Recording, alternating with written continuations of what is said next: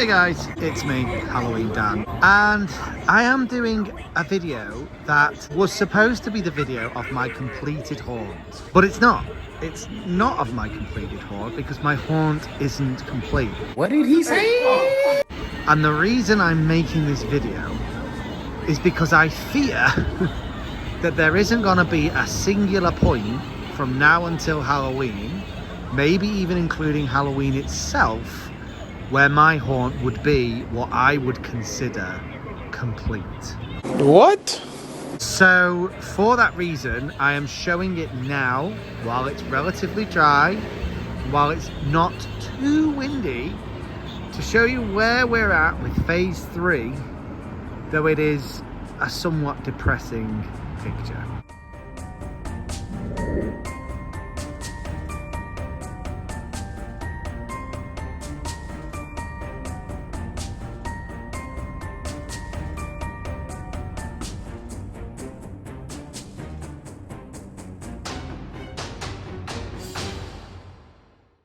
You might remember I talked several times about phase 1, phase 2, phase 3, and I said in my last phase video, the phase 2 video, that we'd got as far as we could, but the weather was kind of playing us a bit dodgy and we didn't really know what was going to happen and it was all a bit up in the air. Well, it's a lot less up in the air now, and unfortunately it is confirmed, at least for now, that the weather is going to be bloody awful. Oh, that's terrible. I have been forced into a bit of a conundrum. It's a position I've never been forced into before, where I really have had to pick and choose what I choose to put out. Normally, by now, everything would be out. Absolutely everything. But it's such a good job that I didn't put everything out last night because... well, I'm about to tell you a story, but I'll tell you that first. First of all, I just want to quickly show you what I have got out, what I'm hoping to keep out, apart from maybe one day, what I hope will definitely be out for Halloween itself.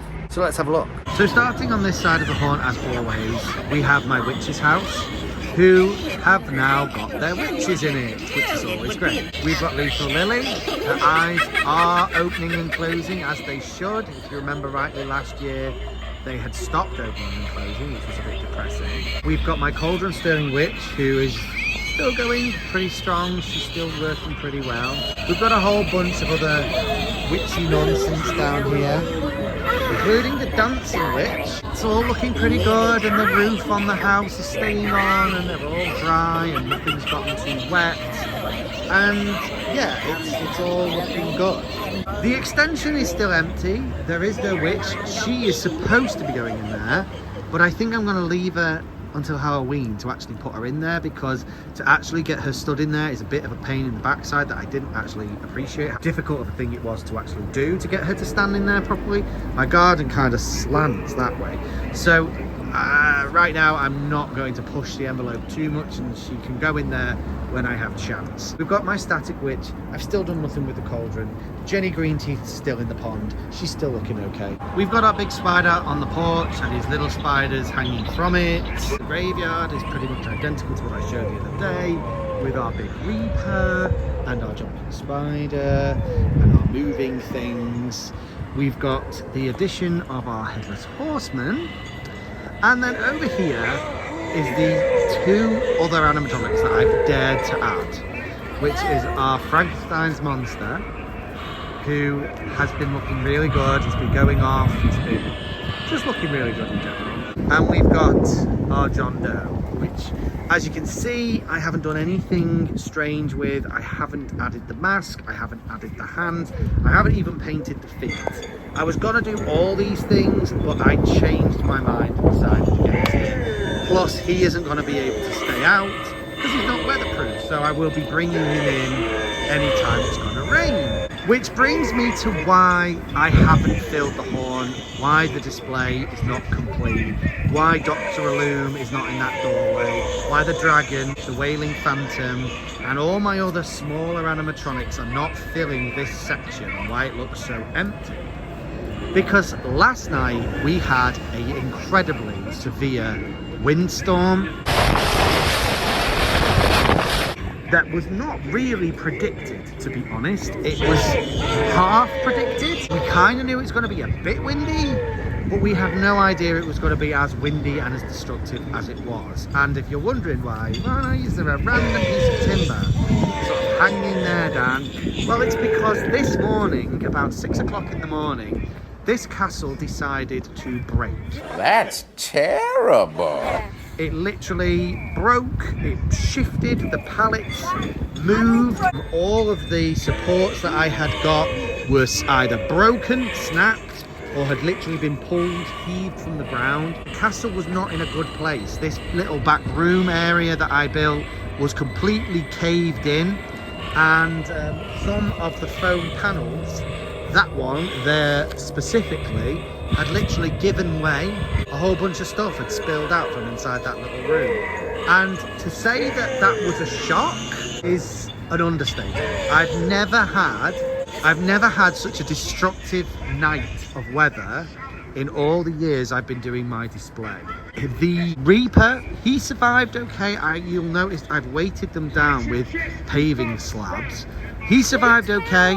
The Reaper's hood had spun around, that's about all, but I was a bit worried about him, I'm not gonna lie. But he was the guy that suffered the most.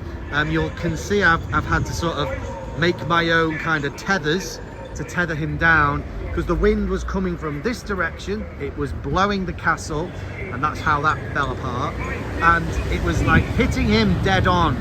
So he was being buffeted by the wind in the worst possible way. And in honesty, I think either the base has bent or the poles that support him have slightly bent.